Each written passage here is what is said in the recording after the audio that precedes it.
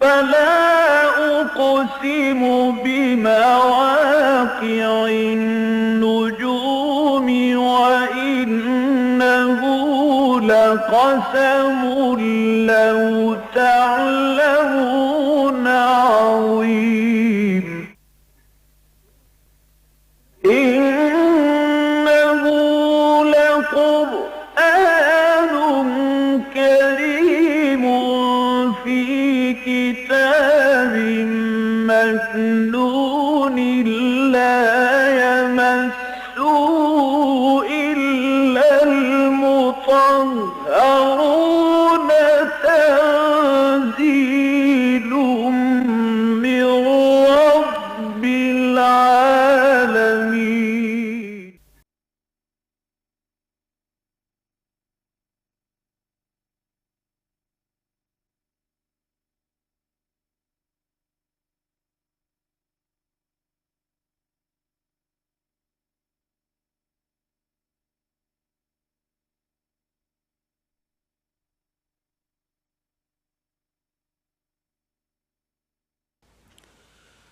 اعوذ باللہ من الشیطان الرجیم بسم اللہ الرحمن الرحیم لن تنالوا البر حتى تنفقوا مما تحبون وما تنفقوا من شيء فإن الله به عليم كل الطعام كان حلا لبني إسرائيل إلا ما حرم إسرائيل على نفسه من قبل أن تنزل التوراة قل فأتوا بالتوراة فاتلوها إن كنتم صادقين فمن افترى على الله الكذب من بعد ذلك فأولئك هم الظالمون قل صدق الله فاتبعوا ملة إبراهيم حنيفا وما كان من المشركين إن أول بيت وضع للناس للذي ببكة مباركا وهدى للعالمين فيه آيات بينات مقام إبراهيم ومن دخله كان آمنا وَلِلَّهِ عَلَى النَّاسِ حِجُّ الْبَيْتِ مَنِ اسْتَطَاعَ إِلَيْهِ سَبِيلًا وَمَنْ كَفَرَ فَإِنَّ اللَّهَ غَنِيٌّ عَنِ الْعَالَمِينَ قُلْ يَا أَهْلَ الْكِتَابِ لِمَ تَكْفُرُونَ بِآيَاتِ اللَّهِ وَاللَّهُ شَهِيدٌ عَلَى مَا تَعْمَلُونَ قُلْ يَا أَهْلَ الْكِتَابِ لِمَ تَصُدُّونَ عَنْ سَبِيلِ اللَّهِ مَنْ آمَنَ تَبْغُونَهَا عِوَجًا وَأَنْتُمْ شُهَدَاءُ وَمَا اللَّهُ بِغَافِلٍ عَمَّا تَعْمَلُونَ يا أيها الذين آمنوا إن تطيعوا فريقا من الذين أوتوا الكتاب يردوكم بعد إيمانكم كافرين وكيف تكفرون وأنتم تتلى عليكم آيات الله وفيكم رسوله ومن يعتصم بالله فقد هدي إلى صراط مستقيم صدق الله العظيم رب اشرح لي صدري ويسر لي أمري واحلل عقدة من لساني يفقهوا قولي اللهم ربنا الہمنا رشدنا واعذنا من شرور انفسنا اللهم ارنا الحق حقا وارزقنا اتباعه وارنا الباطل باطلا وارزقنا اجتنابه آمین یا رب العالمین۔ آج کے درس کی پہلی آیت ہی نہایت اہم ہے اور یوں کہا جا سکتا ہے کہ یہ سورہ بقرہ کی آیت نمبر 177 جو ہمارے مطالعہ قرآن حکیم کے منتخب نصاب میں درس نمبر 2 کے طور پر شامل ہے۔ گویا کہ اس کا لب لباب، اس کا خلاصہ، اس کا حاصل اس ایک آیت میں اس سورہ مبارکہ میں بھی آ گیا، اور یہ گویا کہ ان صورتوں کے آپس میں جوڑے ہونے کے لیے ایک اور شواہد میں سے ایک اور گویا کہ گواہی ہے۔ آیت آپ کو یاد ہوگی، سورہ بقرہ کی 177ویں آیت قرآن حکیم کی جامع ترین آیات میں سے ہے۔ لیس البر ان تولوا وجوہکم قبل المشرق والمغرب ولکن البر من آمن باللہ والیوم الآخر والملائکۃ والکتاب والنبیین وآتى المال على حبه ذوي القربى واليتامى والمساكين وابن السبيل والسائلين وفي الرقاب وأقام الصلاة وآتى الزكاة والموفون بعهدهم إذا عاهدوا والصابرين في البأساء والضراء وحين البأس أولئك الذين صدقوا وأولئك هم المتقون صدق اللہ العظیم۔ یہ عظیم آیت بلکہ یکے از عظیم ترین آیات قرآنیہ نیکی کے تصور کو بتمام و کمال واضح کر رہی ہے۔ نیکی کا ایک تصور کہ جو عام طور پر معاشروں میں ہوتا ہے، جزوی تصور، ایک مذہبی لوگوں کا تصور ہوتا ہے، عبادات کو سارا اس کے اندر اہمیت کا عمل دخل ہوتا ہے۔ عام لوگ جو ہیں جدید تعلیم یافتہ مثلا ہمارے معاشرے میں، وہ کہیں گے صاحب سچ بولنا چاہیے، جھوٹ نہیں بولنا چاہیے، باقی نماز روزے کا کیا ہے، وہ کسی نے کر لیا تو اپنے لیے، نہیں کیا تو اپنے لیے۔ ایک تصور جو ہے نیکی کا وہ ڈاکوؤں کا بھی ہے اور جیب کتروں کا بھی ہے اور فاحشہ خواتین کا بھی ہے، جانا عرسوں پر اور وہاں دھمال کھیلنے، وہ ان کے نیکی کا کام ہے۔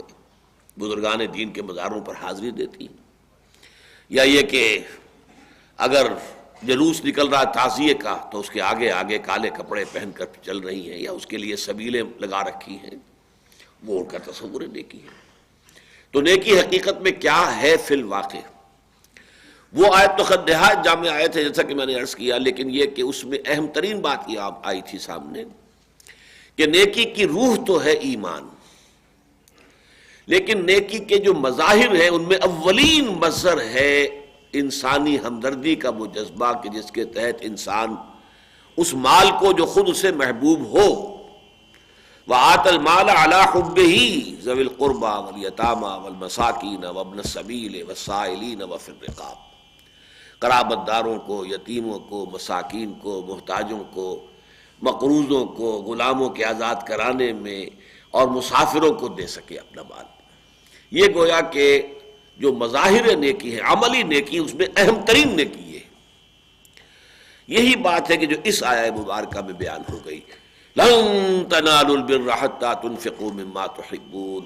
یہ جو اسلوب ہے قرآن میں فعل مضارع سے پہلے لام اور نون کو لگا دینا، اس کا یوں سمجھیے کہ نفی کی انتہا ہے۔ جیسے فعل مضارع سے پہلے لام مفتوح اور آخر میں نون مشدد، لافعلن، یہ گویا کہ کسی چیز کے کرنے کے ضمن میں، کسی چیز کی حتمیت، قطعیت، یقینیت کے لیے اب یہ آخری اسلوب ہے۔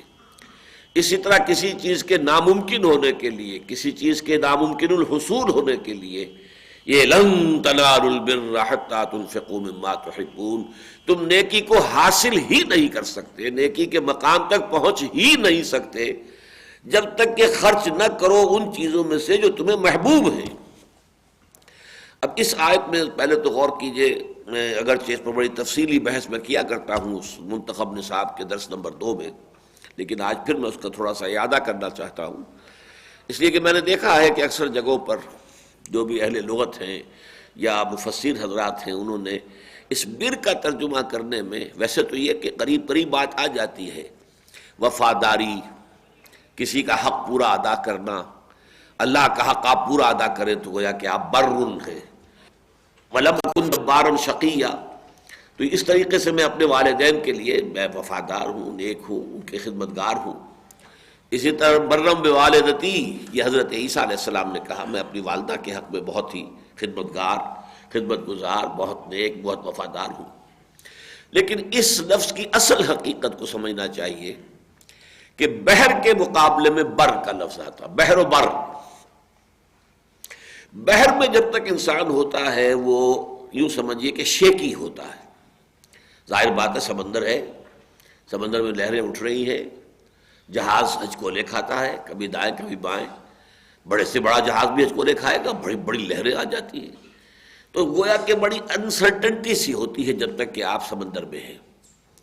لیکن جیسے ہی آپ کا پاؤں آ جاتا ہے بر پر، یعنی خشکی پر، اب ایک طرح کی شیورٹی، کانفیڈنس، سیلف ایشورنس، اب آپ کو ایک اعتماد ہو گیا، اب وہ خوف اور خطرے کی کیفیت، وہ شیکینس ختم ہو جاتی ہے۔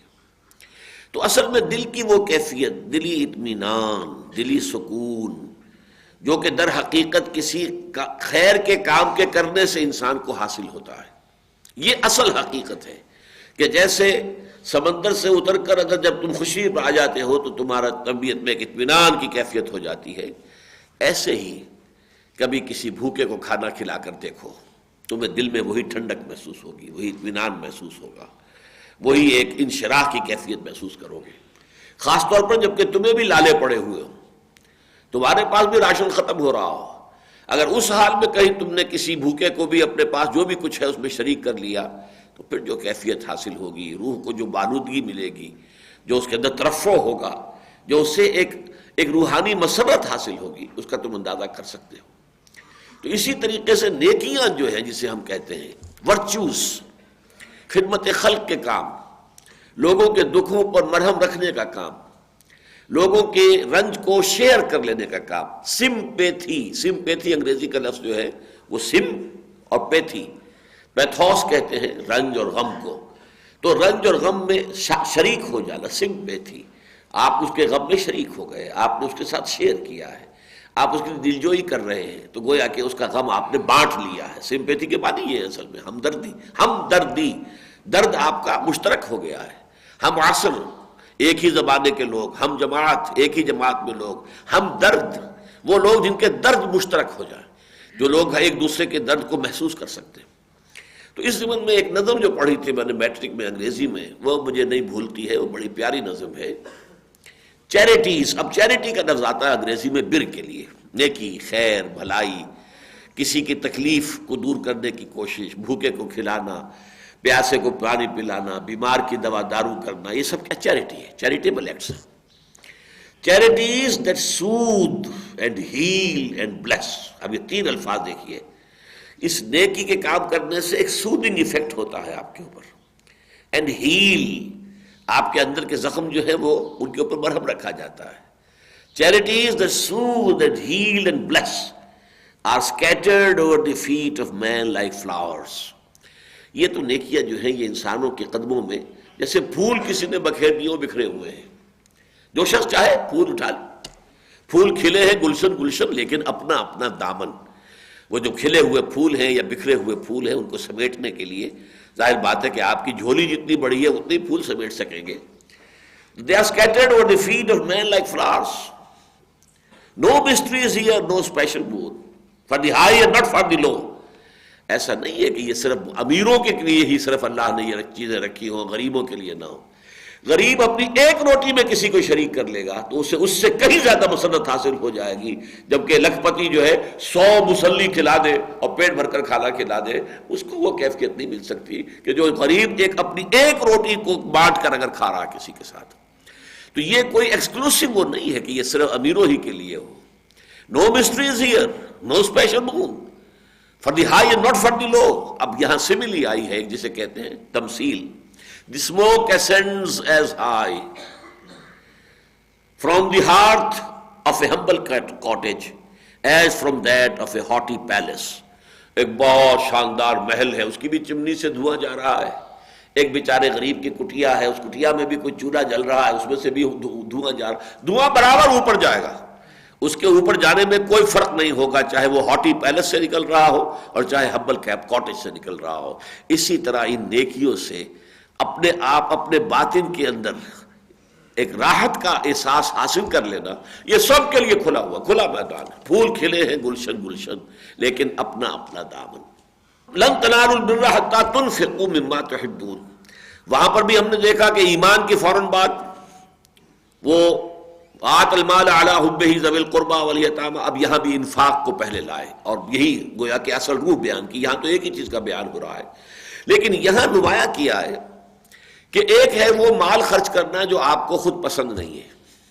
سورہ بقرہ میں جو 2 رکوع آئے تھے اس میں بھی اس کی بات آئی تھی کہ الا ان تغمضوا فیہ، تم جو ہے اپنا ردی مال نکال کر کسی کو نہ دو غریب کو، کہ جو اگر کسی وقت تم غریب ہو اور تمہیں دیا جائے تو تم کبھی پسند نہیں کرو گے کہ تم وہ مال قبول کرو، الا یہ کہ بس صرف اپنی نگاہ بند کر لو اور لے لو، ٹھیک ہے اب جو بھی میں نے ہاتھ دستے سوال دراز کیا تھا اب جو بھی رکھ دیا ہے ٹھیک ہے قبول کر لوں گا۔ لیکن یہ کہ نہیں، مما تحبون، وہ چیزیں جو تمہیں محبوب ہوں، جو تمہیں پسند ہوں، وہ خرچ کرو گے اللہ کی راہ میں۔ اب انفاق کے بارے میں نوٹ کر لیجیے، بہت مفصل بحثیں ہم کر چکے ہیں کہ انفاق ہے خرچ کرنا، اور خرچ کرنے کی مدیں جو ہے ان میں ایک ہے غربا مساکین، ان کے لیے خرچ کرنا، اس کے لیے زیادہ طور پر عام طور پر صدقات کے لفظ آتے ہیں، ایتاء مال کا لفظ آتا ہے، انفاق کا لفظ آتا ہے اللہ کی راہ میں خرچ کرنا، اللہ کے دین کی مدد کے لیے خرچ کرنا، اللہ کے دین کی نشر و اشاعت کے لیے، اللہ کے دین کی اقامت کی جد و جہد کے لیے صرف کرنا۔ لیکن اس میں بھی بہتر سے بہتر مال نکالو، اعلیٰ سے اعلیٰ مال نکالو، بیشتر مال نکالو، یہ نہیں کہ تھوڑا سا نکال دیا اور اس سے سمجھا کہ بس میں نے حق ادا کر دیا ہے، نہیں، بہتر اور بیشتر مال نکالو اللہ کی راہ میں. لن تنالوا البر حتى تنفقوا مما تحبون وما تنفقوا من شيء فإن الله به عليم. اب ماں میں عام کر دی، جو بھی تم خرچ کرو گے، جو شے بھی، وہ اللہ تعالیٰ اس کو جانتا ہے، اس کی قدر و قیمت سے واقف ہے. جن احساسات و جذبات کے ساتھ تم خرچ کر رہے ہو اس سے بھی واقف ہے. تمہاری دلی جو کیفیات اس وقت ہے وہ بھی اللہ پر آیا ہے. اور یہاں ایک نقطہ نکالا ہے بعض مفسرین نے، اور میں سمجھتا ہوں کہ وہ درست بھی ہے اور آج کے ماحول میں بڑا ریلیونٹ ہو گیا ہے، کہ وہ چیزیں بھی کہ جو آپ کے گھر میں بیکار پڑی ہوئی ہیں ان کا بھی کسی کو دے دینا ثواب سے قطعاً خالی نہیں ہے. یہ دوسری بات ہے کہ نیکی کا اعلیٰ مقام، بلند مقام، نیکی کی اصل حقیقت تک رسائی کے لیے تو جو محبوب مال ہے وہ خرچ کرنا ہوگا. لیکن یہ کہ زائدہ ضرورت اگر کوئی مال ہے یا وہ اب آپ کے دل سے اتر گیا ہے، کپڑا ہے کوئی ٹھیک ٹھاک ہے، ابھی پھٹا نہیں ہے، لیکن وہ آپ کے دل سے اتر گیا، اللہ نے آپ کو اتنی وسعت دی ہے کہ آپ نے اس کی جگہ نیا کپڑا سلوا لیا، تو دے دیجیے کسی کو. ظاہر بات ہے کام آ جائے گا کسی کے. تو یہ نہ سمجھے کہ اس میں اس کو ڈسکریج کیا جا رہا ہے، بلکہ یہ کہ یہ بھی در حقیقت ثواب تو اس میں بھی ہے، خیر تو اس میں بھی ہوگا. لیکن یہ کہ یہاں جو اصل بحث ہے وہ یہ کہ نیکی کی اصل حقیقت، ورچو کی جو اصل ریئلٹی ہے اور اس کی جو حقیقت تک رسائی جو ہے وہ اس کے بغیر ممکن نہیں ہے کہ جو مال محبوب ہو اسے اللہ کی راہ میں صرف کرو.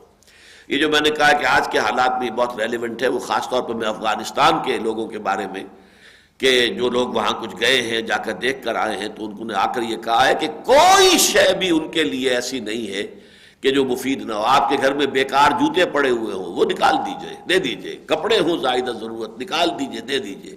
جو شے بھی ہو وہ دیجئے. اس وقت ان کو ہر شے کی ضرورت ہے.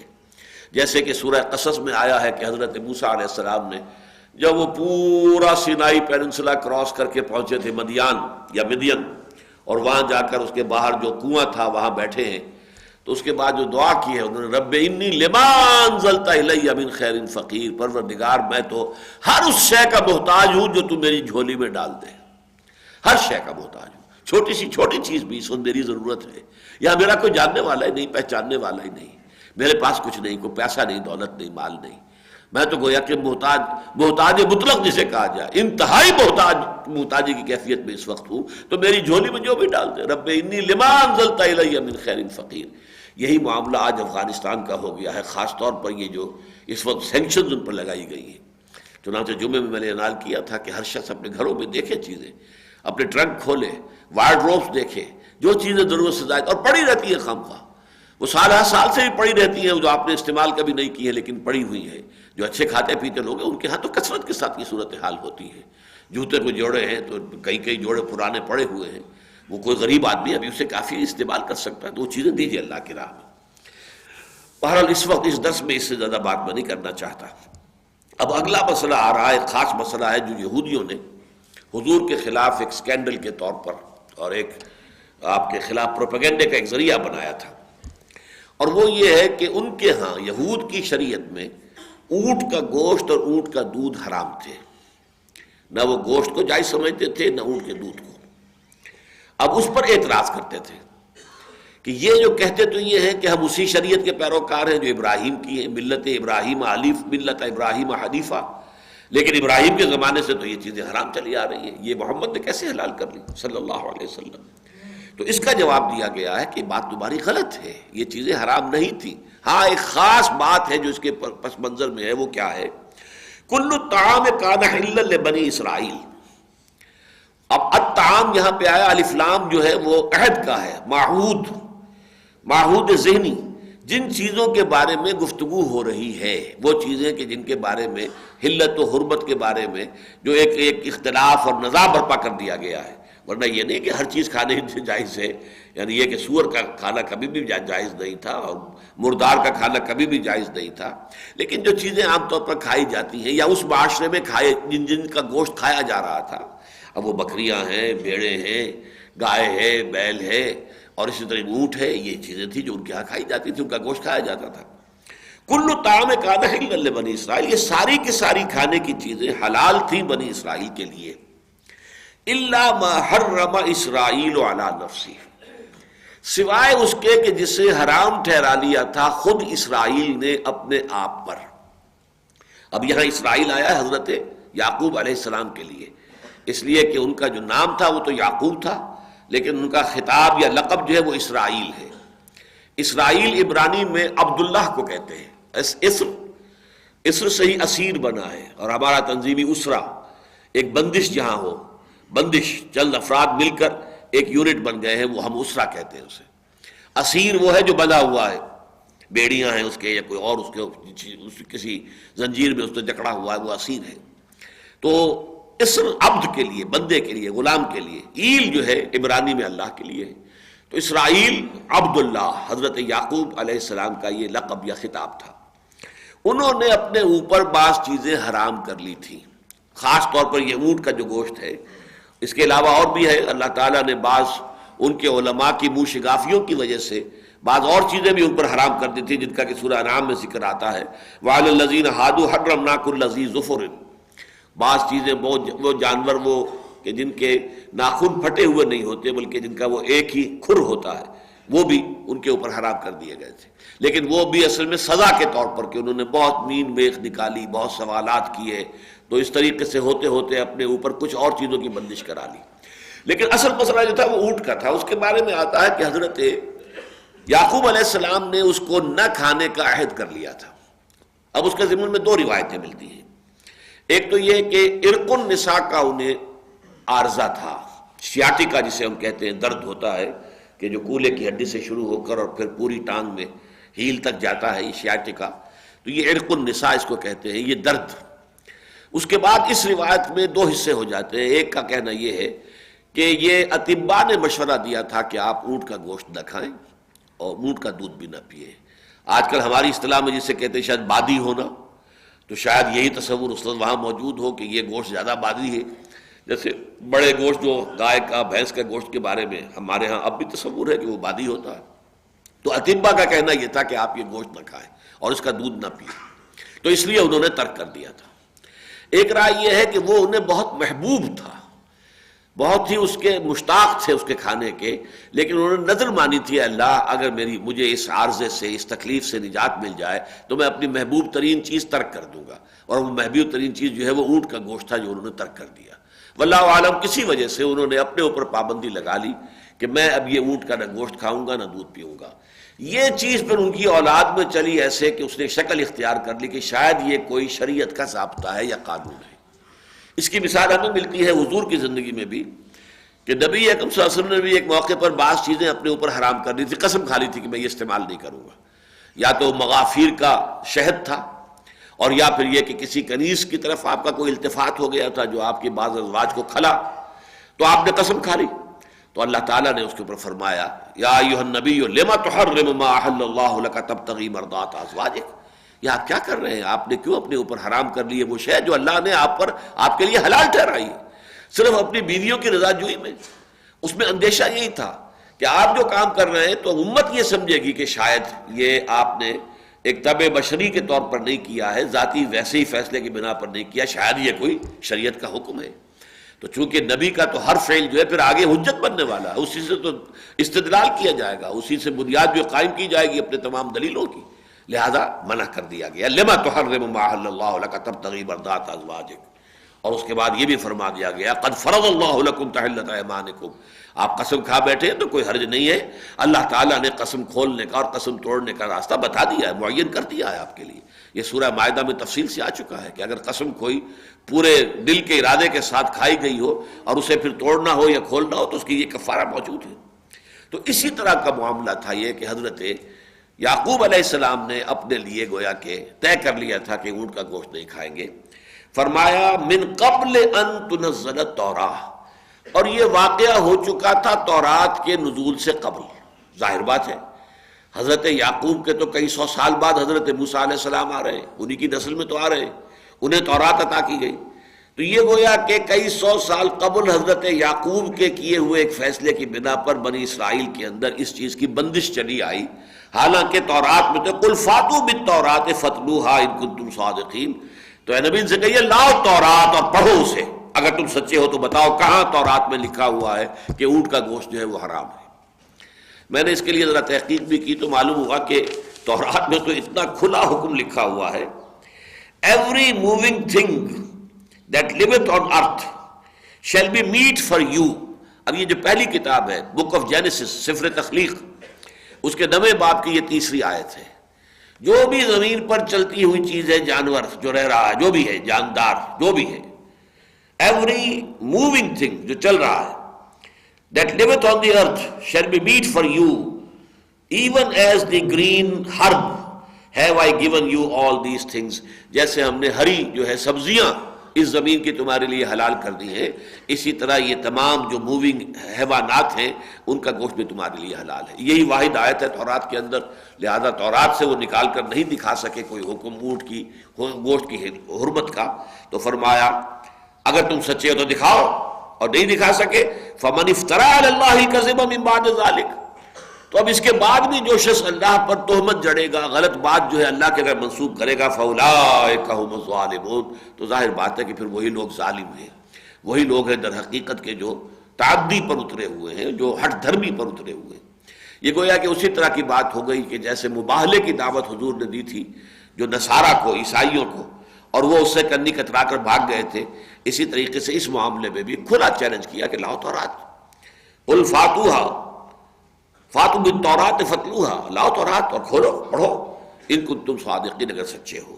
قل صدق اللہ، کہہ دیجئے دیکھو اللہ نے سچ بات واضح کر دی ہے، حقیقت واضح کر دی ہے، اگر تم مغالطے میں تھے تو اب اس کی تصحیح ہو جانی چاہیے.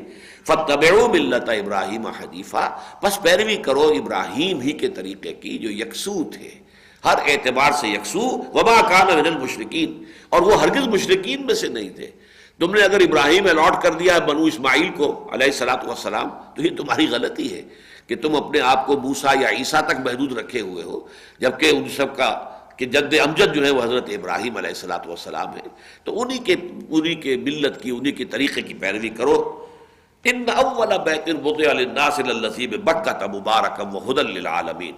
اب یہاں بھی نوٹ کیجئے کہ جیسے سورہ بقرہ میں نے عرض کیا تھا 2 حصے ہیں. نصف اول میں خطاب اصلاً ہے بنی اسرائیل سے، نصف دوم میں خطاب اصلاً ہے امت مسلمہ سے، مسلمانوں سے، اور ان دونوں کے مابین ذکر آتا ہے حضرت ابراہیم کا اور حضرت اسماعیل کا اور خانہ کعبہ کی تعمیر کا. اس لیے کہ جب ان کو دعوت دی جا رہی تھی تو اسی بات کی دی جا رہی تھی کہ دیکھو ہمارے اور تمہارے مابین ابراہیم کی شخصیت مشترک ہے. ابراہیم کے بیٹے اسماعیل کی اولاد ہے یہ قریش، جس میں کہ حضور صلی اللہ علیہ وسلم کی بعثت ہوئی ہے، اور ابراہیمی کے دوسرے بیٹے اسحاق کی اولاد، ان کے بیٹے جو ہیں یعقوب ہیں، جن کی نسل ہے بنی اسرائیل، جن میں کہ یہ یہودیت اور بعد میں نصرانیت پیدا ہوئی ہے. تو اس حوالے سے آؤ کہ ہم جمع ہو جائیں. یا اہل الکتاب تعالوا الی کلمۃ سواء بیننا و بینکم، ایک چیز ہمارے اور تمہارے مابین مشترک ہے، آؤ اس پر جمع ہو جائیں. تو اب اس کا ذکر یہاں بھی آ رہا ہے، بالکل وہی ترتیب ہے، کیونکہ اب نصف اول ختم ہو رہا ہے. نصف اول اس کا 101 آیات پر مشتمل ہے، اور نصف دوم جو ہے 99 آیات پر مشتمل ہے. یہاں تو تقسیم بھی بڑی مکمل ہے بالکل، یعنی ایک آیت کا فرق سمجھیے کہ 100 ہوتا تو بالکل مکمل تھی، تو ایک کا فرق ہے کہ وہ 100 کا 101 ہو گیا، اور ادھر 100 میں ایک ہو کر کم ہو کر 99 رہ گئے. ان اول بیت وضع للناس للذی ببکۃ مبارکا وہدی للعالمین، یقیناً پہلا گھر جو لوگوں کے لیے بنایا گیا، مطلب اللہ کی بندگی اور اطاعت کے لیے اور غلامی کے لیے اور نماز کے لیے، اللہ کی عبادت کے لیے جو پہلا گھر بنایا گیا وہ وہی ہے، للذی، لام تاکید کا ہے، وہ یقیناً وہی ہے، بے بکہ جو بکہ میں ہے. یہاں سب سے پہلے لفظ بکہ سمجھ لیجئے، یہ مکہ اور بکہ در حقیقت ایک ہی لفظ ہے، یہ 2 لغتیں ہیں ایک ہی لفظ کی. عربی زبان کا بھی قاعدہ یہ ہے، اور یہ مجھے آج ہی اصل میں جب میں صبح غور کر رہا تھا اور میں نے کچھ تحقیق کی ہے تو یہ میرے علم میں اضافہ ہوا کہ عربی زبان میں لام اور بے جو ہے ایک دوسرے کی جگہ آ جاتے ہیں. چنانچہ لازم کو وہ لازب بھی کہہ دیتے ہیں. یہ 3 لازب جو حضرت آدم کی تخلیق میں 3 لازب آتا ہے، وہ گارا جس میں کہ لیس پیدا ہو چکا، چپاہٹ پیدا ہو جائے، تو لازم ہم کہتے ہیں چپک جانے کو، لازم، لزوم، چپک جانا. ملتزم رفیق ہمارا تنظیم کا وہ ہوتا ہے جو واقعی چمٹ گیا ہو اس کے نظم کے ساتھ اور پابندی کر رہا ہو. تو لازم کی جگہ وہ لازم بن گیا. تو میم اور یہ بے جو ہے یہ ایک دوسرے کی جگہ انٹرچینج ہو جاتے ہیں. اور عراق میں در حقیقت شہر کو کہتے ہی بک تھے، چنانچہ ایک بہت بڑا شہر ان کا ہوتا تھا. اب تو خیر وہ بہت ہی یعنی شاید نام بھی کہیں اس کا باقی رہ گیا ہے، حقیقت کوئی ہے یا نہیں مجھے نہیں علم نہیں ہے. بال بک، بال ان کا بہت بڑا دیوتا ہوتا تھا مشرکوں کا، تو بال بک وہ شہر کہ جو بال کا ہے، بال کا شہر تو بال بک تھا. تو یہ بکہ، یہ اللہ تعالیٰ کا یہ جو گھر تھا، یہ جو جگہ ہے بکہ، یہ عربی میں پھر بکہ بن گئی ہے. تو بکہ اور مکہ میں کوئی فرق نہیں ہے، بلکہ یہی ہے. اگرچہ یہود نے جو تحریف کی ہے تورات میں، تو اب چونکہ انہوں نے ایک تو تحریف یہ کی کہ حضرت ابراہیم نے جس کی قربانی دینی چاہی تھی اپنے بیٹوں میں سے، وہ اسماعیل نہیں بلکہ اسحاق تھے. نمبر دو یہ کہ وہ قربانی کی جگہ یہ نہیں ہے بلکہ فلسطین ہی میں ہے، اس لیے کہ حضرت اسحاق تو یہاں آئے ہی نہیں، یہاں تو لا کے آباد کیا تھا تو حضرت ابراہیم نے حضرت ہاجرہ کو اور حضرت اسماعیل کو آباد کیا تھا مکے کے پاس. لہذا اب اگر وہ جو ذبیح اللہ ہیں وہ اگر حضرت اسحاق ہیں تو وہ تو ادھر آئے ہی نہیں تھے. لہذا انہوں نے پھر یہ کہا کہ فلسطین ہی کی ایک وادی کو وادی بکا کہہ دیا گیا. وادی بکا، بکا کو بکا بنایا، رونے والی وادی، کہ وہاں پر جاتے روتے، جیسے ان کی ویلنگ وال ہے جہاں جاتے ہیں روتے ہیں، تو ایسے ہی انہوں نے ایک وادی کا نام وادی بکا رکھ دیا، جا کر کچھ وہاں روتے دھوتے تھے. تو اس سے انہوں نے در حقیقت تحریف کرنی چاہیے.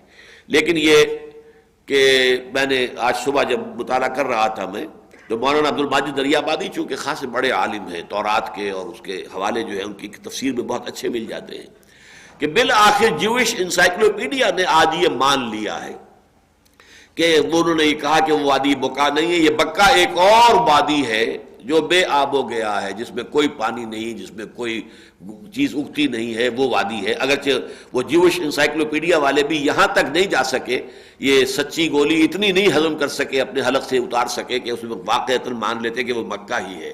لیکن یہ کہ بہرحال وہ وادی بکا سے انہوں نے اس کو ہٹا دیا ہے. تو ان اول بیت وضع للناس للذی ببکہ تھا. اب یہاں خاص طور پر نوٹ کیجیے، اول بیت، پہلا گھر.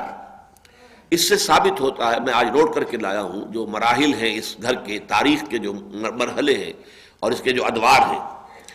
تعمیر اول اس گھر کی حضرت آدم علیہ السلام نے کی. ظاہر بات ہے کیسے ممکن ہے، وہ اللہ کے نبی تھے، اور اللہ کا نبی ہو اور اپنے اللہ کی بندگی اور عبادت کے لیے وہ کوئی گھر نہ بنائے، کوئی جگہ نہ بنائے، کوئی معین نہ کرے. تو پہلی تعمیر ہوئی ہے حضرت آدم کے ہاتھوں، اور یہ کہ وہ طوفان نوح تک وہ تعمیر برقرار رہی.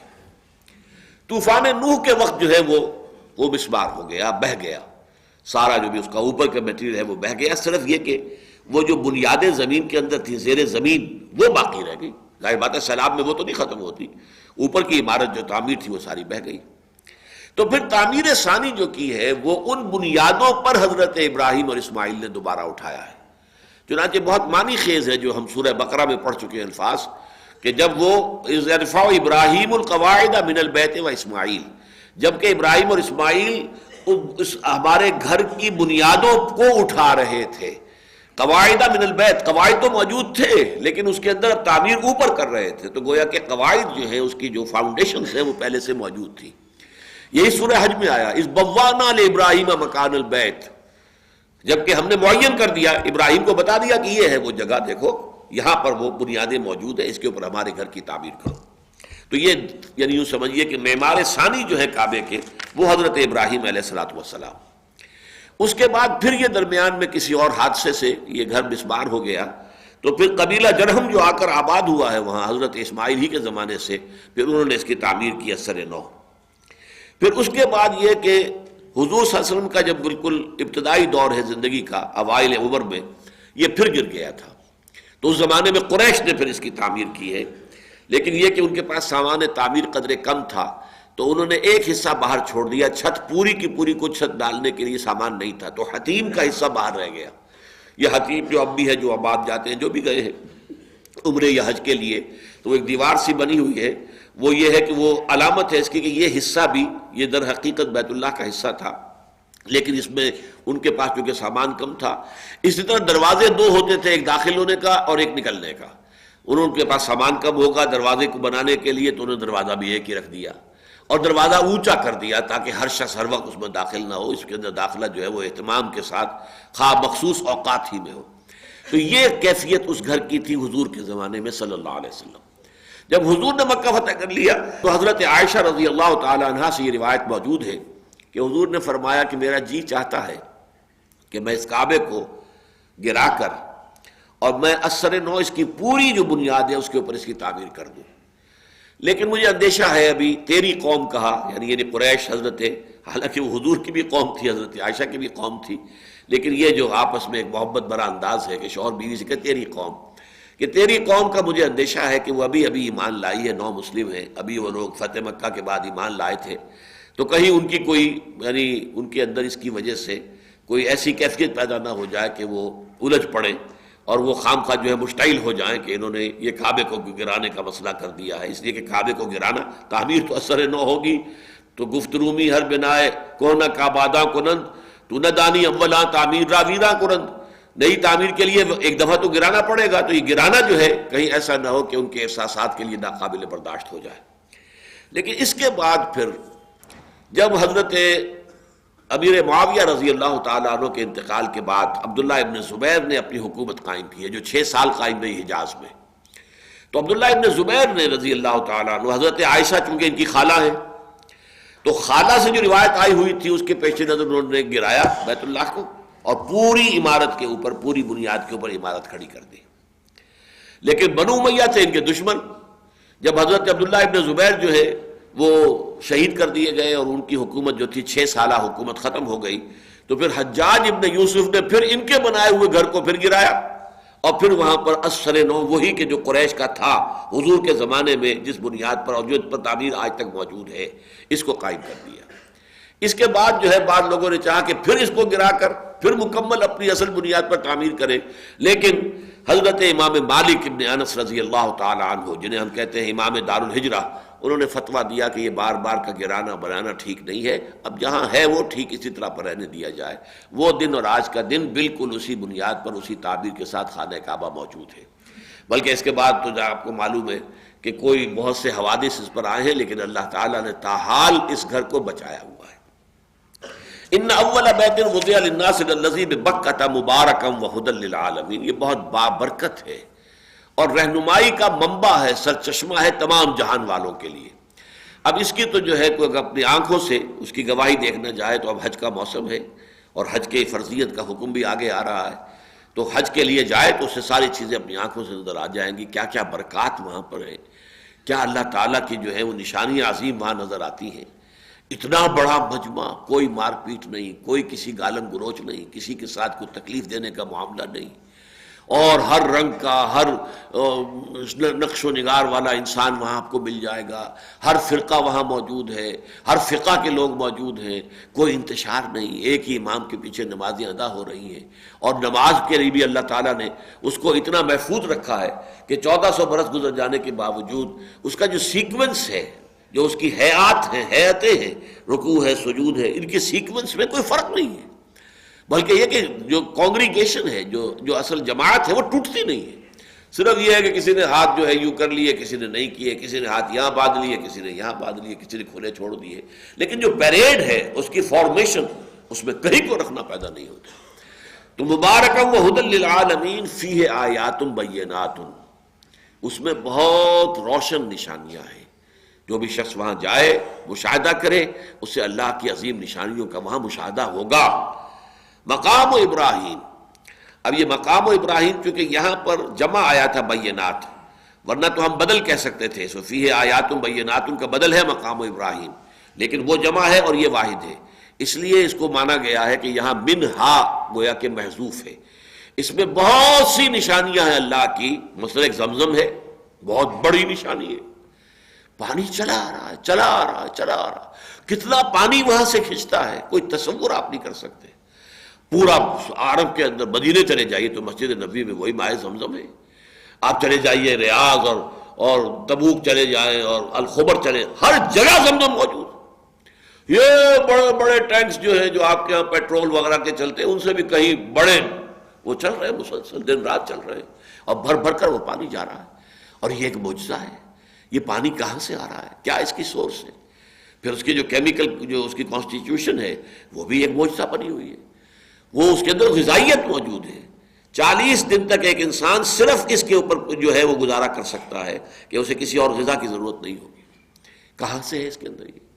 اسی طرح کی ایک بہت بڑی نشانی یہ ہے کہ یہ جو کنکریاں ماری جاتی ہیں رمی جمرات، اب اگر یہ وہاں سے غائب نہ ہو جائیں تو وہاں تو پہاڑ کھڑے ہو جائیں، 30 لاکھ آدمی جو ہے، اور وہ ساتھ ساتھ کنکریاں مار رہے ہیں تو کتنی، لیکن وہ سب صاف ہوتی، اور کوئی وہاں انتظام حکومت کا نہیں ہے وہاں سے صفائی کا، قطعاً کوئی انتظام نہیں ہے. لیکن حضور نے فرمایا کہ فرشتے جو ہے اٹھا کر لے جاتے ہیں. صرف ان کی کنکریاں باقی رہ جاتی ہیں کہ جن کا حج اللہ کو قبول نہیں ہے. جن کا حج قبول ہو گیا ان کی کنکریاں فرشتے لے جاتے ہیں. یہ جو بڑی بچی رہ جاتی ہیں وہ ہے کہ جن کا حج اللہ کو قبول نہیں ہے. اب یہ نشانیاں ہیں، لیکن انہی میں سے ایک نشانی یہ ہے مقام ابراہیم. وہ مقام ابراہیم ہے، وہ ایک پتھر ہے کہ جس پر حضرت ابراہیم علیہ السلام کھڑے ہو کر تعمیر کر رہے تھے. اب دیکھیے، نہ تو اس وقت یہ جو اسکیفولڈنگ آج ہوتی ہے، پیڑ لگائی جاتی ہے اور طرح طرح کے، اور آج کل تو آپ کو معلوم ہے کہ پائپ اسکیفولڈنگ ہوتی ہے، بڑی اہتمام کے ساتھ تعمیر کے لیے پہلے جو ہے وہ تو پیڑ لگائی جاتی ہے. لیکن وہاں کیا تھا؟ کچھ بھی نہیں. وہی پتھر تھا، وہی خود اونچا ہو جاتا تھا، خود نیچے آ جاتا تھا، اور اس کو حضرت ابراہیم کی جو بھی ضرورت ہوتی تھی اس کے مطابق وہ اٹھتا اور نیچے. یہ ایک معجزہ ہے. ہمارے جدید جو مفسرین نے اس کی خواہ مخواہ کی تعبیریں اور کرنے کی کوشش کی ہے. دیکھیے، یہ اس دور کا واقعہ ہے جبکہ ابھی انسان جو ہے ذہنی اور فکری اعتبار سے عہد طفولیت میں تھا بحیثیت مجموعی. نبی تو پورے طور پر وہ اس وقت بھی جو ہے ہر چیز کے جاننے والے تھے، لیکن یہ کہ عام انسان. اور اس وقت اللہ تعالیٰ یہ معجزے جو ہے خرق عادت یہ بہت دکھاتا تھا. جتنے دکھائے گئے حضرت موسیٰ علیہ السلام کے ذریعے سے، جو آل فرعون کو دکھائے گئے، آج تو نہیں وہ معجزے دکھائے جاتے. حضور کے زمانے میں نہیں دکھائے گئے، حالانکہ مطالبہ شریف تھا حضور سے کہ ہمیں وہی معجزہ کر کے دکھاؤ. نہیں دکھائے گئے، لیکن اس وقت یہ معجزہ تھا. اور اس کی خواہ مخواہ کوئی سائنٹیفک تعویل کرنا، مقام ابراہیم، مولانا اصلاحی صاحب نے بھی یہ غلطی کی ہے. یہ کہہ دیا مقام ابراہیم سے مراد یہ ہے کہ یہاں پر قیام تھا حضرت ابراہیم کا. تو قیام ابراہیم، کسی جگہ پر کسی کا قیام ہونا کون سی نشانی ہے؟ اس میں نشانی والی بات کون سی ہے جس کو اتنے اہتمام کے ساتھ بیان کیا جا رہا ہے کہ فیہ آیات بینات مقام ابراہیم. اگر تو صرف رہائش ہی کا معاملہ ہے تو رہائش تو کسی بھی جگہ ابراہیم کی، اور ابراہیم کی رہائش تو نہ معلوم کہاں کہاں ہوئی، بلکہ مستقل رہائش تو یہاں کبھی ہوئی نہیں. اصل رہائش تو ان کی جو تھی وہ فلسطین میں تھی. وہاں پر اپنے چھوٹے بیٹے، نمبر 2 بیٹے حضرت اسحاق کے ساتھ رہے ہیں، اس لیے کہ اصل خاندانی بیوی جو ان کی تھی وہ حضرت سارہ تھی.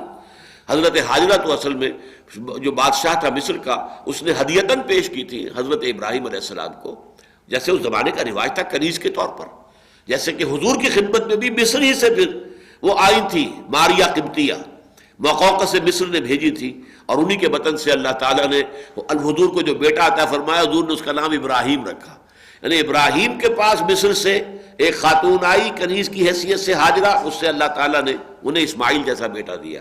ان کی نسل میں محمد ہے، اور محمد رسول اللہ کے بعد پھر ان کے پاس مصر ہی سے ایک کنیز آ رہی ہے ماریا قبطیہ، اور ان کے وطن سے جو اللہ نے بیٹا دیا ان کا نام انہوں نے ابراہیم رکھ دیا. تو گویا دنیا گول ہو گئی اور چکر جو ہے مکمل ہو گیا. بہرحال یہ چیزیں جو ہے ان میں خواہ مخواہ کی کوئی سائنٹیفک تعویل جو ہے وہ خواہ مخواہ کا ایک تکلف ہے جس کی کوئی ضرورت نہیں ہے. یہ بات جو بھی مفسرین کی ہے وہی صحیح ہے کہ اس سے مراد وہی پتھر ہے، وہ اب بھی رکھا ہوا ہے، اور اس پتھر کے اوپر وہ اب نظر ابھی نہیں آتا پورے طور سے. اس کو ایک بلوری جو ہے وہ کیس کے اندر بند کیا ہوا ہے، لیکن اس کے اوپر نشان پاؤں کا موجود ہے. اب ایک پتھر کے اوپر پاؤں کا نشان پڑ جانا یہ خود معجزہ ہے. آخر یہ کہ کیا کوئی وہ ٹنوں وزن تو حضرت ابراہیم کا نہیں تھا، اور وہ پاؤں کے نشان موجود ہیں. اس پر مسلسل کتنے عرصے کھڑے رہے ہوں گے یہ تو آپ اندازہ کر لیجیے. ایک باپ اور ایک بیٹا یہ تو تھے، اور کوئی مزدور تو لگے ہوئے نہیں تھے وہاں پر. اذ یرفع ابراہیم القواعد من البیت و اسماعیل، ابراہیم اور اسماعیل باپ بیٹا ہی تھے، تو کتنا وقت لگا ہوگا. تو اس میں مسلسل کھڑے رہنے سے وہ یقیناً وہاں جو ہے پاؤں ان کے نشان پڑ گئے. وَمَن دَخَلَهُ كَانَ آمِنًا، جو کوئی بھی اس میں داخل ہو جاتا ہے وہ امن میں آ جاتا ہے. یہ بھی ایک بہت بڑی نشانی ہے خانہ کعبہ کی. بدترین دور وحشت جو تھا جاہلیت کا، اس میں بھی یہ روایت رہی ہے اس گھر کی کہ باپ کا قاتل بھی اگر حرم میں نظر آ گیا ہے تو بیٹا اسے کچھ نہیں کہے گا، نگاہ نیچی کر کے گزر جائے گا. چاہے وہ سالہ سال سے تلاش میں پھر رہا ہو اپنے باپ کے قاتل کی تلاش میں کہ میں بدلہ لے سکوں اور اسے قتل کروں، لیکن یہ کہ اگر حرم میں نظر آئے گا تو کچھ نہیں کہے گا اسے. کہتے یہ ہے کہ وہاں تو وحوش بھی، اب تو خیر آس پاس وہاں پہ کوئی وحشی جانوروں کے آنے کا سوال نہیں، مکہ بہت بڑا شہر ہو گیا ہے، لیکن پہلے تو چھوٹا سا گاؤں تھا، تو وہاں جو ہے وحشی جانور جو ہے جنگلی وہ بھی کسی کو گزر نہیں پہنچاتے تھے حرم کے اندر. اب یہ اللہ تعالیٰ کی طرف سے باتیں ہیں، اللہ کے معجزات ہیں، ہر چیز جو ہے اس کے قبضہ قدرت میں ہے. وَمَن دَخَلَهُ كَانَ آمِنًا وَلِلَّهِ عَلَى النَّاسِ حِجُّ الْبَيْتِ مَنِ اسْتَطَاعَ إِلَيْهِ سَبِيلًا. اب یہ لام اور علا کا استعمال یہاں پھر دیکھ لیجئے. اللہ کا حق ہے لوگوں پر للہ علی الناس، جیسے وہ جو دعا ہے جو میں نے بہت مرتبہ سنائی ہے کہ اے اللہ اس قرآن کو ہمارے حق میں دلیل بنا دے، ہمارے خلاف نہ بنائیو، وَاجْعَلْهُ لَنَا حُجَّةً وَلَا عَلَيْنَا، یہ ہمارے حق میں دلیل بن جائے، حجت بن جائے۔ تو اس اعتبار سے القرآن حجۃ لک او علیک، حدیث یہ ہے کہ حضور نے فرمایا کہ یہ قرآن جو ہے یہ تمہارے حق میں دلیل ہے یا تمہارے خلاف، میرے اور آپ کے خلاف دلیل بن کر کھڑا ہوگا۔ اللہ یہ مجھے مانتے تھے، پڑھتے نہیں تھے، مجھے مانتے تھے کہ میں تیرا کلام ہوں، لیکن مجھے سمجھنے کے لیے عربی سیکھنے کو تیار نہیں تھے، مانتے تھے میں اللہ کا تیرا کلام ہوں لیکن مجھ پر عمل نہیں کرتے تھے، تو یہ حجت بن جائے گی نہیں میرے اور آپ کے خلاف۔ تو وہی بات یہاں پر ہے، علی آتا ہے کسی کی مخالفت کے لیے اور لام آتا ہے کسی کے حق میں ہونے کے لیے۔ وَلِلَّهِ عَلَى النَّاسِ حِجُّ الْبَيْتِ مَنِ اسْتَطَاعَ إِلَيْهِ سَبِيلًا، اور اللہ کا حق ہے لوگوں پر کہ وہ اس کے اس گھر کا حج کرے۔ حج کے لفظی معنی قصد کرنا ہے، حاجی وہ ہوتا ہے کہ جو قصد کر رہا ہے، جو واپس آ رہا ہے وہ حاجی نہیں ہوتا، یہ ہمارے ہاں جو لفظ استعمال ہوتا ہے یہ غلط ہے۔ یہ حاج جو ہے وہ در حقیقت ہے ان کے لیے آمین البیت الحرام، یہ اما یومو بھی آتا ہے اور حج یحجو بھی آتا ہے، یہ دونوں الفاظ آتے ہیں قصد کر، جو جا رہا ہے وہ حاجی ہے، جو کر کے واپس آ گیا وہ حاجی نہیں ہے، وہ تو حاجی اب دنیا کا، حاجی اپنے گھر کا ہے، وہ اپنے گھر کا قصد کر کے واپس جا رہا ہے تو وہ حاجی اللہ کے گھر کا نہیں ہے بلکہ وہ اپنے گھر کا حاجی ہے اس وقت۔ البتہ جب جا رہے ہیں تب وہ در حقیقت اللہ تعالیٰ کے گھر کا قصد کرتے ہوئے سفر کر رہے ہیں تو وہ حاجی ہیں۔ وَلِلَّهِ عَلَى النَّاسِ حِجُّ الْبَيْتِ مَنِ اسْتَطَاعَ إِلَيْهِ سَبِيلًا، البتہ اس کے ساتھ یہ اضافہ لگا دیا جو استطاعت رکھتا ہو اس کے راستے کی، یعنی اس کے سفر کے اخراجات پورے کر سکتا ہو اور اپنے جو بھی لائبلٹیز ہیں، ڈیپینڈنٹس ہیں اپنے، ان کے اس غیر حاضری کے عرصے تک کے لیے بھی ان کے اخراجات وغیرہ دے کر جا سکتا ہو۔ یہ نہیں ہے کہ ان کو بالکل بے یار و مددگار چھوڑ کر چل دے، جو ہے پونجی لے کر اور حج کے لیے چلا جائے، نہیں، ان کا اپنا حق ہے، ان کی اپنی ایک ضرورت ہے کہ جو پوری ہونی چاہیے۔ اگر اتنا ہے اور نہ آپ پر کوئی قرض ہے نہ کسی کا دینا ہے آپ نے، اس اعتبار سے بھی آپ کا دامن صاف ہے، اور پھر اب آپ کے پاس اتنی رقم ہے کہ آپ حج کے اخراجات برداشت کر سکتے ہیں، تو اب آپ پر فرض ہو گیا حج۔ اور اگر یہ شکل نہیں ہے ان میں سے کوئی بھی تو پھر حج فرض ہے ہی نہیں۔ اور یہ لوگ جو پیسے مانگ مانگ کر چندے کر کے اور بھیک مانگ مانگ کر حج کرتے ہیں، یہ واقعتاً حج کو بدنام کرنے والے لوگ ہیں، وہاں پر بھی جا کر بدنام کرتے ہیں اور حج کو خراب کرتے ہیں۔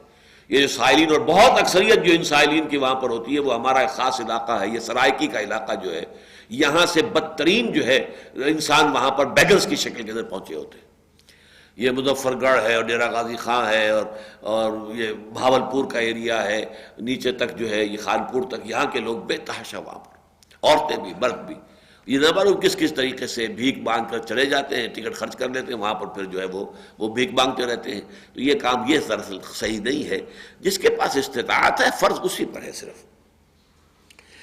وَمَنْ كَفَرَ فَإِنَّ اللَّهَ غَنِيٌّ عَنِ الْعَالَمِينَ، اور جو پھر کفر کرے گا تو اللہ تعالیٰ تو تمام جہانوں سے غنی ہے۔ اب یہ بڑا لطیف انداز ہے، یہاں کفر کس معنی میں آیا ہے؟ یعنی جو شخص حج کی استطاعت رکھنے کے باوجود اور کوئی مانع نہ ہونے کے باوجود حج نہیں کرتا، وہ گویا کہ ایک طرح کا کفر کرتا ہے۔ اس کے دو درجے ہیں، ایک تو یہ کہ کوئی شخص حج کو فرض سمجھے ہی نہ، تو وہ تو ہے ہی کافر، وہ تو غیر مسلم ہے، اس کے تو کفر کا فتویٰ بھی مفتی دے دے گا اگر حج کو وہ فرض سمجھتا ہی نہیں۔ ایک یہ کہ فرض تو سمجھتا ہے، کوتاہی نہیں کر رہا ہے، تب بھی یہ مانوی کفر یہ ہے، اس نے انکار تو کیا نا اللہ کے حکم کا۔ تو جیسے آتا ہے کہ من ترک الصلاۃ متعمدا فقد کفر، جس شخص نے جان بوجھ کے نماز چھوڑ دی اس نے کفر کیا۔ تو اب یہ کفر کے مختلف درجے ہیں، ایک کفر معنوی ہے، کفر حقیقی ہے، ایک کفر ہے قانونی، دستوری، لیگل، جس کی بنا پر ایک شخص غیر مسلم قرار پاتا ہے۔ پھر یہ کہ اگر اسلامی قانون ہو تو پھر مرتد قرار دے کر اس کو قتل کیا جائے گا، وہ کفر اور ہے۔ اور یہ کفر جو ہے اللہ کے احکام کی ناشکری کرنا، اللہ کے احکام کی نافرمانی کرنا، یہ بھی ایک طرح کا کفر ہے۔ اور میں تو سناتا رہا ہوں ابتدا میں، اب تو بہت عرصہ ہو گیا، شاذ ہی کبھی یاد آتے ہیں، سائیں عبد الرزاق صاحب کہا کرتے تھے بڑے اپنے ایک جذب کی کیفیت میں، جو دم غافل سو دم کافر، انسان کا جو سانس بھی اللہ تعالیٰ سے غفلت میں گزرتا ہے، نکلتا ہے، ہر سانس کے ساتھ اللہ کی یاد رہنی چاہیے۔ اسی کو کہتے ہیں، یہ جو پاس انفاس صوفیہ کے طریقوں میں سے یہ بھی ہے کہ سانس کی حفاظت کرنا، ہر سانس کے ساتھ اللہ اللہ، ہر سانس کے ساتھ آئے، اور یہ ہو جاتا ہے، آدمی جو ہے اس کی اگر عادت پیدا کر لے تو وہ ان انٹینشنلی بھی، آپ کسی اور کام میں لگے ہوں گے تب بھی وہ چیز جو ہے وہ چلتی رہے گی آپ کی، اس لیے کہ اس کی کنڈیشننگ ایک ایسی ہو جاتی ہے کہ جس میں پھر وہ آپ کے ارادے کی اس میں ضرورت نہیں ہوتی خاص۔ بہرحال وہ ان کے ہاں ہے کہ جو دم غافل سو دم کافر، جو سانس غفلت میں نکلا ہے وہ در حقیقت ایک طرح کے کفر میں نکلا ہے۔ وَمَنْ كَفَرَ فَإِنَّ اللَّهَ غَنِيٌّ عَنِ الْعَالَمِينَ، تمام جہانوں سے بے نیاز اور بے پرواہ ہے۔ اب اس کے بعد 2 آیات میں تو بڑی ہی پیشنیٹ پلی آ رہی ہے اہل کتاب سے، اور یہ اس سورہ مبارکہ میں دوسری مرتبہ آ رہی ہے۔ آیت نمبر 70-71 بھی اس سے پہلے آ چکی ہے، اور اس میں بھی وہی انداز تھا، بہت ہی جذباتی انداز میں۔ یا اہل الکتاب لم تکفرون بآیات اللہ وانتم تشہدون، اے اہل کتاب کیا ہو گیا ہے تمہیں، تم کیوں اللہ کی آیات کا انکار کرتے ہو جبکہ تم گواہ ہو کہ یہ اللہ کی آیات ہیں۔ یا اہل الکتاب لم تلبسون بالحق بالباطل وتکتمون الحق وانتم تعلمون، اہل کتاب تمہیں کیا ہو گیا ہے، کیوں تم حق کے اوپر لبادہ چڑھا رہے ہو، ملمہ چڑھا رہے ہو باطل کا، اور ہماری آیات کا اور حق کا انکار کر رہے ہو جانتے بوجھتے ہوئے۔ بالکل یہی انداز ہے، بہت پیشنیٹ پلی جس کو کہا جائے، جذباتی انداز، یہ بھی ہے قرآن میں ہے۔ عقل سے بھی بات کیجئے، جذبات سے کو بھی اپیل کیجئے، عقل سے عقلی انداز میں گفتگو ہوگی، جذباتی انداز کے اندر ان کو اپیل کیا جائے گا۔ قل یا اہل الکتاب لم تکفرون بآیات اللہ، کہیے اے نبی، اے کتاب والو کیا ہو گیا ہے تمہیں، کیوں تم انکار کرتے ہو اللہ کی آیات کا، واللہ شہید علی ما تعملون، اس میں تھوڑی سی دھمکی کا پہلو بھی آ گیا ہے، اللہ گواہ ہے اس پر جو کچھ تم کر رہے ہو، اللہ جانتا ہے کہ تم دل میں مان چکے ہو کہ محمد اللہ کے نبی ہیں، رسول ہیں، نبی آخر الزماں ہیں، اللہ جانتا ہے، اللہ جانتا ہے کہ تم مان چکے ہو دل میں کہ یہ قرآن اللہ کا کلام ہے، اور تم نہیں مان رہے ہو، زبان سے اقرار نہیں کر رہے ہو، تو اللہ تعالیٰ جانتا ہے جو کچھ تم کر رہے ہو۔ قل یا اہل الکتاب لم تصدون عن سبیل اللہ من آمن تبغونها عوجا وانتم شہداء، کہیے اے اہل کتاب تمہیں کیا ہو گیا ہے، کیوں اللہ کے راستے سے لوگوں کو روکتے ہو۔ ظاہر بات ہے کہ وہ ایک طرف تو خود بھی رکتے تھے، صد یصد، میں نے کئی مرتبہ آپ کو بتایا ہے کہ یہ فعل لازم بھی ہے، فعل متعدی بھی ہے۔ صد یصد رک جانا، اور صد یصد روکنا، دوسرے کو روکنے کے لیے بھی آئے گا اور خود رک جانے کا۔ یصدون عنک صدودا، یہ منافق جو ہے نبی آپ کی طرف آنے سے رک جاتے ہیں، اور یہ رک جانا خود اور دوسروں کو روکنا یہ ہے۔ لما تصدون عن سبیل اللہ، کیوں خود بھی رکے ہوئے ہو، خود بھی محروم ہو، اور ہم تو ڈوبے ہیں صنم تم کو بھی لے ڈوبیں گے، تم اپنے اسی جذبے کے تحت جو ہے ان مسلمانوں کو جو ایمان لے آئے ہیں انہیں بھی چاہتے ہو کہ کھینچ کر تمہیں واپس وہ ان کو لے جائیں اللہ اپنے اسی سابق دین میں۔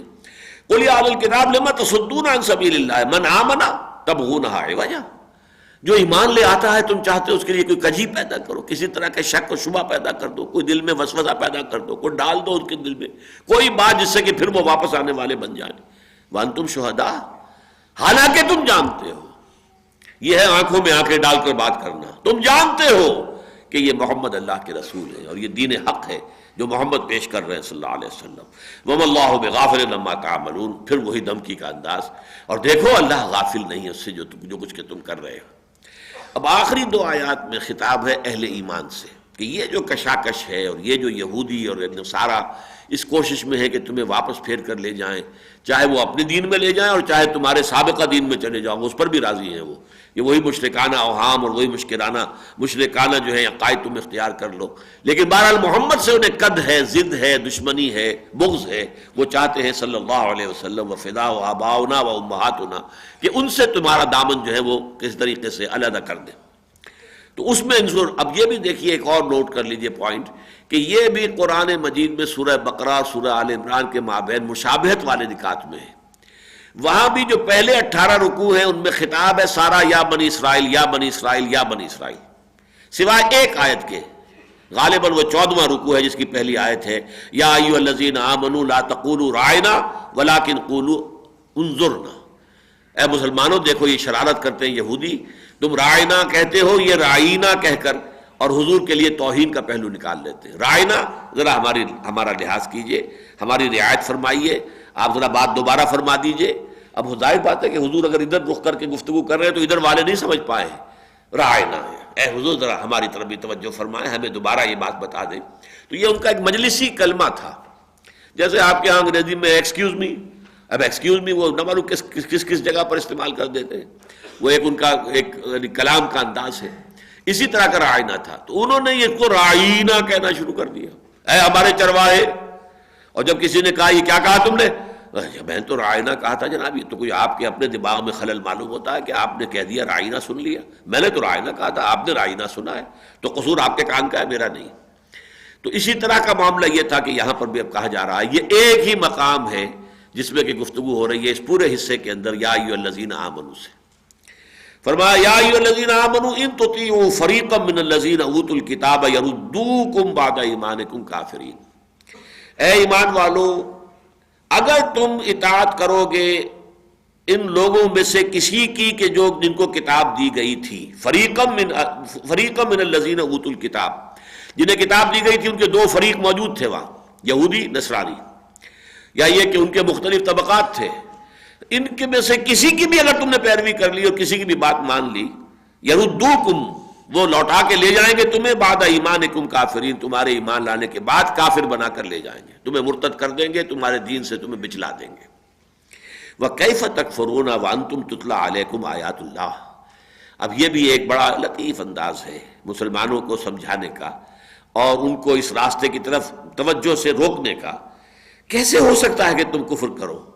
تمہاری تو شایان شان نہیں ہے، بالکل تمہارے لیے یہ چیز جو ہے کسی بھی درجے میں مناسبت رکھنے والی نہیں ہے. کیف تکفرون وانتم تتلی علیکم آیات اللہ وفیکم رسولہ، تمہارے مابین تو اللہ کے رسول موجود ہیں اور تمہیں تو اللہ کی آیات پڑھ کر سنائی جا رہی ہے، صبح و شام سنائی جا رہی ہے. تم نماز پڑھتے ہو محمد کے پیچھے اور صلی اللہ علیہ وسلم، تو اگر فجر کی نماز پڑھ رہے ہو تو کتنی اس میں طویل قرات ہو رہی ہے. پھر مغرب اور عشاء، اب ظہر میں اور عصر میں تو ظاہر بات ہے کہ وہ خاموش ہوتا ہے تو امام جو ہے وہ اپنے طور پر پڑھتا ہے تو آدمی نہیں سنتا، لیکن صبح و شام تو تلاوت ہو رہی ہے مغرب میں اور عشاء میں. اور ہماری طرح کی تلاوتیں چھوٹی نہیں ہوتی تھی، حضور کی تو مغرب کی نماز میں بھی تلاوت جو ہے کافی طویل ہوتی تھی. ہمارے ہاں تو مغرب کی نماز میں تو ہم نے آخری پارے کی چھوٹی چھوٹی صورتیں رکھی ہوئی ہیں، لیکن یہ ہے کہ وہاں تو قرات طویل ہوتی تھی، فجر کی قرات تو بہت طویل ہوتی تھی. تو اس حوالے سے تتلی علیکم آیات. باقی بھی ہر موقع پر جب بھی موقع ہوتا تھا حضور قرآن مجید پڑھ کر سناتے تھے. خطبہ جمعہ ہوتا تھا تو کان یقرأ آیات من القرآن ویذکر الناس، خطبہ جمعہ میں حضور کیا کرتے تھے؟ قرآن مجید کی آیات پڑھ کر سناتے تھے اور اسی کے حوالے سے تذکیر کرتے تھے، یاد دہانی کراتے تھے. تو کیف تکفرون، کیسے ممکن ہے کہ تم کفر کرو؟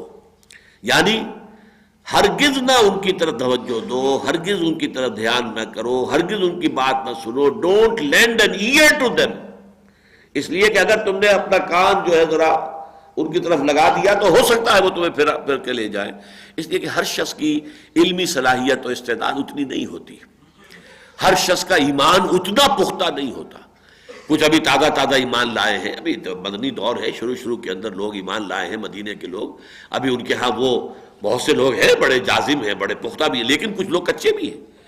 اگر تم نے ان کی باتوں پر توجہ دینی شروع کر دی اور ان کی باتوں کو جو ہے غور سے اور ان کو مخلص سمجھتے ہوئے ان کی باتیں سننا شروع کر دی تو ہو سکتا ہے وہ تمہیں بچلا دیں. وَكَيْفَ تَكْفُرُونَ وَأَنْتُمْ تُتْلَى عَلَيْكُمْ آیَاتُ اللَّهِ وَفِيكُمْ رَسُولُهُ. کیسے ممکن ہے کہ تم جو ہے کفر کرو جبکہ تمہیں اللہ کی آیات پڑھ کر سنائی جا رہی ہیں اور تمہارے مابین اللہ کے رسول موجود ہیں. وَمَنْ يَعْتَصِمْ بِاللَّهِ فَقَدْ هُدِيَ إِلَىٰ صِرَاطٍ مُسْتَقِيمٍ. اور جو کوئی بھی چمٹ جائے اللہ کے ساتھ، جو پناہ میں آ جائے اللہ کی، اصل میں عصمت کہتے ہیں حفاظت، عصمت و حفاظت، عصمت و عفت. عورت کی جو ہے خاص طور پر اس کی پاک دامنی جو ہے اس کے لیے لفظ عصمت آتا ہے. لیکن اسم کا معنی کیا ہے؟ عاصم، لا عاصم اليوم من امر ربی الا من رحم. جبکہ حضرت نوح نے کہا تھا اپنے بیٹے سے، اس کو جب دیکھا تھا کنعان کو کہ ڈوبنے لگا ہے تو کہا تھا کہ اب بچے میرے بیٹے آ جا، اب بھی سوار ہو جا ہماری کشتی میں اور تو کافروں کے ساتھ نہ رہے. انہوں نے کہا ساوی الی جبل یعصمنی من الماء. نہیں ابا جان آپ فکر نہ کریں، میں ابھی پہاڑ پہ چڑھ جاؤں گا، وہ مجھے بچا لے گا اس طوفان سے. یعصمنی، اسم کے معنی بچا لینا. جواب میں حضرت انہوں نے کہا دیا لا عاصم اليوم من امر ربی الا من رحم. آج کوئی نہیں ہے اللہ کے حکم سے کسی کو بچانے والا سوائے اس کے جس پر اللہ تعالیٰ ہی کی رحمت ہو جائے. تو عصمت کے معنی حفاظت کے ہیں. باب افتعال آئے گا اعتصام، تو اپنے لیے حفاظت حاصل کرنا. آپ کسی کی پناہ میں چلے گئے ہیں، جیسے کوئی بچے کو اگر کوئی اندیشہ ہے، کوئی خوف کسی نے ڈرا دیا، بھاگے گا اور ماں کے ساتھ چمٹ جائے گا. وہ ماں کی گود میں پہنچ گیا، ماں کی چھاتی سے چمٹ گیا، وہ سمجھتا ہے کہ میں تو اب آ گیا ہوں کسی بڑی پناہ گاہ کے اندر. چاہے آپ کو معلوم ہے کہ جیسا کچھ ہوا ہے سن 47 میں بھی، اور اب ہوتا ہے، ہوا اس کے بعد سن 70-71 میں ہوا ہے ایسٹ پاکستان میں، کہ کوئی درندہ صفت انسان آگے بڑھے اور اس بچے کو ماں کی گود سے کھینچے، نکالے، اچھالے اور کسی برچھے کے اندر پھر ہو جائے گا۔ لیکن بچہ ماں کی گود میں آ کر سمجھتا ہے کہ میں محفوظ ہو گیا، میں قلعے میں آ گیا ہوں، میری حفاظت اب ہو جائے گی۔ یہ ہے اعتصام، اپنی حفاظت کے لیے کسی کے دامن میں آ جانا۔ تو فرمایا وَمَن يَعْتَصِم بِاللَّهِ، جو اللہ کی حفاظت میں آ جائے، جو اللہ سے چمٹ جائے، فَقَدْ هُدِيَ إِلَىٰ صِرَاطٍ مُسْتَقِيم، تو اس کی تو ہدایت ہو گئی ہے سیدھے راستے کی طرف۔ بارک اللہ لی ولکم فی القرآن العظیم ونفعنی وإیاکم بالآیات والذکر الحکیم۔